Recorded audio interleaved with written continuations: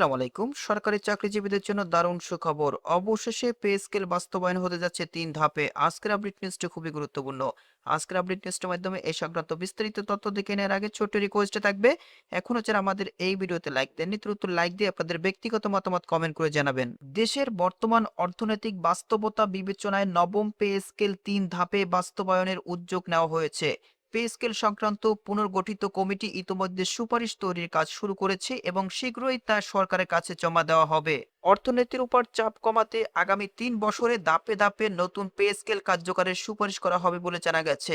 প্রস্তাব অনুযায়ী ২০২৬-২৭ অর্থ বছরে মূল বেতনের ৫০% কার্যকরের সম্ভাবনা রয়েছে। নতুন বাজেটে বেতন ভাতা ও পেনশন খাতে অতিরিক্ত ৩৫ থেকে ৪০ হাজার কোটি টাকা বরাদ্দ বাড়ানোর সুপারিশ করার কথাও রয়েছে অর্থ বিভাগের। পরিকল্পনা রয়েছে প্রথম ধাপে সরকারি কর্মকর্তা কর্মচারীদের জন্য নির্ধারিত পে স্কেল প্রায় ৩৩% বাস্তবায়নের। অর্থ মন্ত্রণালয়ের একজন ঊর্ধ্বতন কর্মকর্তা জানিয়েছেন, পুনর্গঠিত কমিটির প্রথম বৈঠকে কোনো চূড়ান্ত সিদ্ধান্ত হয়নি।